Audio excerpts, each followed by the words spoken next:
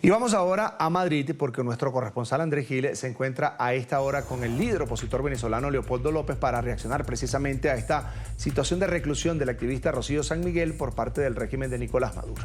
López, quien fue alcalde del municipio Chacao de Caracas y además precandidato presidencial, permaneció detenido en la cárcel militar de Ramo Verde. La fiscalía madurista lo acusaba de ser responsable supuestamente por la violencia desatada tras las manifestaciones estudiantiles de febrero del 2014. Andrés, adelante con tu invitado. Hola Carla, Carlos, cordial saludo a ustedes, muy buenos días, un saludo también a los televidentes de la mañana de NTN 24. Aquí en España tenemos la 1 de la tarde con 17 minutos, 7:17 de la mañana en la costa este de Estados Unidos. Muchos venezolanos, centenares, miles de venezolanos han sufrido en su propia carne las atrocidades del régimen, la persecución, pero hay uno en particular, Leopoldo López, que me acompaña en este momento, que ha padecido además eso de las acusaciones de montajes, de las acusaciones de supuestos complots, de las acusaciones de planes de asesinato, en fin, y que desde el año 2014 ha estado perseguido por el régimen de Maduro. Leopoldo, buenos días, buenas tardes, gracias por atendernos. ¿Cuál es la primera valoración que estás haciendo de la situación de Rocío San Miguel y de su familia involucrada en este nuevo atropello del régimen?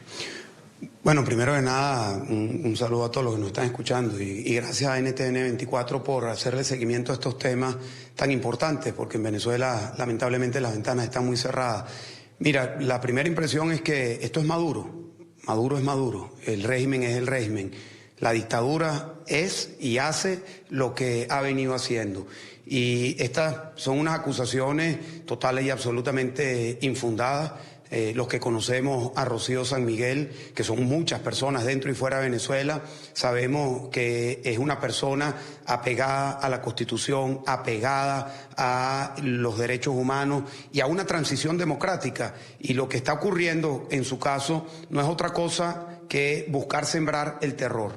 Y yo creo que es muy importante que se entienda cómo la dictadura, una dictadura que tiene unas decenas de miles de personas que manejan la fuerza judicial, la fuerza de los tribunales, de la fiscalía, de los militares, de los policías, de las cárceles, son decenas de miles, pero tienen controlado a millones. ¿Cómo lo hacen? Sembrando el terror selectivamente. Y por eso es que hemos visto a estudiantes presos para buscar aplacar al sector estudiantil. Por eso es que hemos visto a empresarios presos para aplacar al sector empresarial. Por eso hemos visto a líderes sindicales presos para aplacar al sector de los trabajadores. Lo mismo con el sector, por supuesto, político, que hemos tenido presos políticos, dirigentes, para buscar aplacar y domar, porque eso es lo que busca la dictadura, a distintos sectores de la sociedad. Pero no se queda en eso solamente. Hemos visto a tuiteros que también están presos por simplemente poner un chiste que no le gusta a la dictadura, o a una persona que grabó a Alex Saab y está preso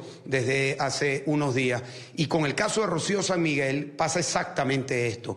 La meten presa para que ese sector tan importante, tan activo, tan valiente como es el sector de los defensores de los derechos humanos, se inmovilice, se paralice desde el terror, porque no solamente fueron en contra de Rocío, sino que fueron en contra de su hija de 24 años, de su esposo, de su exesposo, de sus hermanos, allanaron su casa, la robaron y por supuesto todos los que hemos estado presos. Yo estuve preso en la cárcel militar de Ramo Verde durante 4 años y tengo muchos compañeros, más de 500 de Voluntad Popular que han sido detenidos y conozco muchos otros que podemos relatar lo que sucede en estos momentos cuando una persona es apresada. Las aíslan, las buscan torturar psicológicamente, los buscan llevar a una esquina para que confiesen lo que no han hecho. Recordemos el caso de Juan Requesens, que también fue víctima de una aprehensión similar.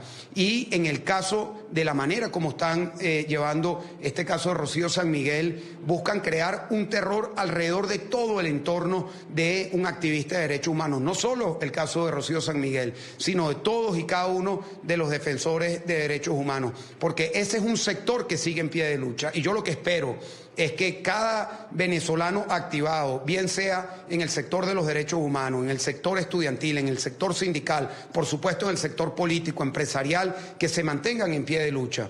Porque es que cuando la dictadura gana con el terror, cuando el terror se mete en la conciencia, en el corazón, inmoviliza y paraliza, la dictadura gana. No hay una cárcel buena, Leopoldo, y mucho menos para una persona inocente. No hay una cárcel buena, pero a Rocío San Miguel la envían nada más y nada menos que al Helicoide, al peor sitio de torturas que tiene el régimen. ¿Temes que la quiebren a ella? ¿Temes que la obliguen a autoincriminarse? ¿Temes que le sigan haciendo el cerco que están haciéndole sobre su familia? Mira, por lo que yo conozco a Rocío, yo no creo que a ella la van a quebrar. Yo no creo que a ella la van a quebrar. Ahora, cualquier persona bajo unas condiciones de tortura puede decir cualquier cosa. Y esto es así, y además que esto es norma internacional, es norma en los códigos penales, incluyendo el de Venezuela, de que ninguna persona puede confesar bajo situación de presión, ni tampoco en una indefensión judicial, como es el caso de Rocío San Miguel, que no le han permitido a sus abogados juramentarse, no le han permitido a sus abogados o a su familia verla, no han permitido tener un juicio público, una audiencia pública. A ella en su corazón no la van a quebrar, pero la pueden poner a decir cualquier cosa, como lo han hecho en otros casos, como yo estoy seguro que lo han hecho durante muchos años y que todos lo hemos visto. Así que aquí el peso de la responsabilidad la tiene, primero que nada, Nicolás Maduro. Porque aquí el jefe, el capo de la mafia de la dictadura en Venezuela es Nicolás Maduro, pero también el fiscal Tarek William Saab, que inició su carrera como estudiante, como activista de derechos humanos, que visitaba las cárceles, que visitaba los distintos lugares cuando habían detenidos, muy distinto, pero muy distinto a lo que ocurría antes y lo que ocurría ahora. Pero ese joven que era Tarek William Saab, que hablaba de los derechos humanos, hoy se ha convertido en un monstruo de represión, en un hombre que lo que hace es manipular, torcer la posición en la que tiene para sembrar el terror. Y él sabe exactamente lo que está haciendo. Él, Maduro, Jorge Rodríguez y toda esa estructura de terror en Venezuela saben que lo que están haciendo es sembrar el terror para desarticular e inmovilizar. ¿Y por qué lo hacen hoy? ¿Por qué lo hacen en este año 2024? Porque este año 2024 tiene que darse una elección presidencial y Maduro sabe que es imposible que gane una elección. Maduro no es que es rechazado, como en un país democrático dice, tal presidente tiene tal nivel de rechazo. No, Maduro es odiado por los venezolanos. Maduro es una persona a quien se le señala por ser el responsable de las tragedias personales de millones y millones de personas. 8 millones de personas que han tenido que salir del país, una tragedia humanitaria y todo lo que sabe la audiencia de lo que ha venido pasando en Venezuela. El culpable, el responsable es Nicolás Maduro. Tengo dos preguntas adicionales, Leopoldo. La primera, Rocío San Miguel, aparte de ser una dignísima venezolana, es ciudadana española, como su hija también tiene ciudadanía española.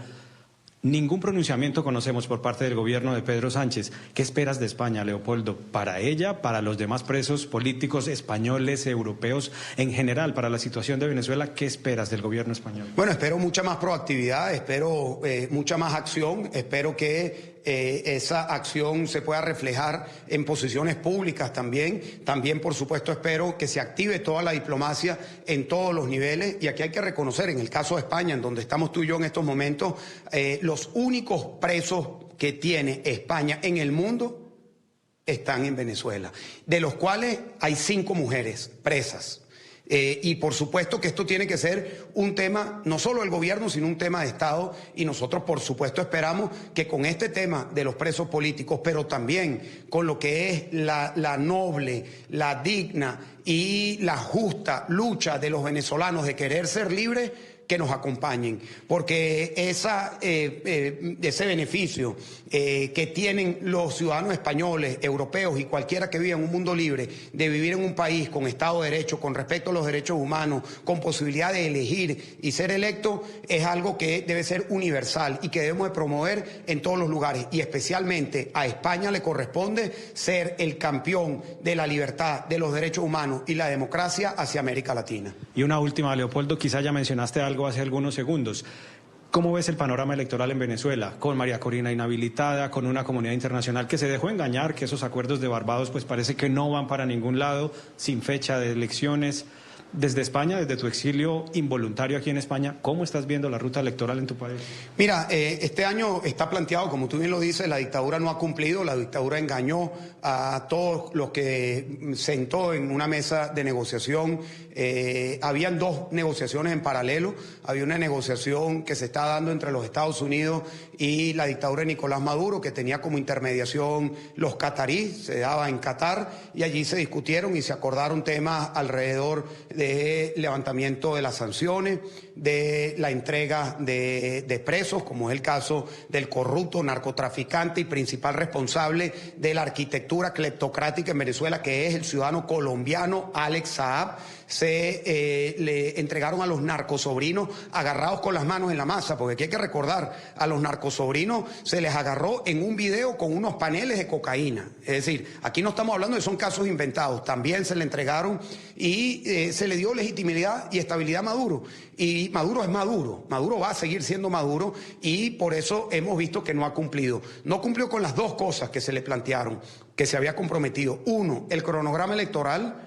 Y dos, la habilitación de la candidatura que ganara las elecciones primarias, que fue María Corina Machado. Ante este escenario complejo, ¿qué hay que hacer? Bueno, nosotros no tenemos ninguna duda. Hay que seguir apoyando a María Corina Machado con toda la legitimidad que tiene, con todo el liderazgo que tiene y con toda la claridad que tiene en estos momentos de seguir adelante, movilizando, organizando no solamente al pueblo venezolano, sino a la opinión pública internacional, a los gobiernos, por ejemplo, el gobierno colombiano. Y aquí quiero hacer un llamado muy claro al presidente Gustavo Petro.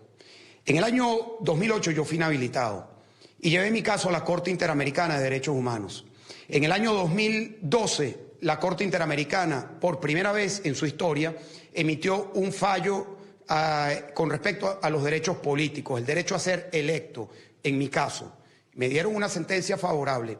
Con esa sentencia yo fui a Venezuela. Estaba Chávez en el poder y no me permitieron inscribirme en aquel momento y mantuvo Chávez la inhabilitación y se salió del sistema interamericano. En el año 2013, cuando Gustavo Petro, después de haber sido alcalde de Bogotá, lo acusan de unos hechos de los cuales yo no tengo conocimiento en detalle, lo inhabilitan, lleva su caso a la Corte Interamericana de Derechos Humanos y utiliza la sentencia de mi caso para solicitar que se le pueda dar una sentencia con respecto a su derecho a ser electo, porque no había, en el caso de su inhabilitación, como no lo había en la mía, una sentencia judicial definitivamente firme. Y la Corte le dio una sentencia favorable. Gustavo Petro, con esa sentencia favorable, se va a Colombia y le permiten reconocer que él tiene el derecho a ser electo. Y por eso Gustavo Petro hoy es presidente. Desde que Gustavo Petro es presidente, lo he escuchado en más de una oportunidad decir que su prioridad con respecto a Venezuela es que Maduro entre en el sistema interamericano. Ustedes pueden buscar por lo menos 10 declaraciones de Petro diciendo eso.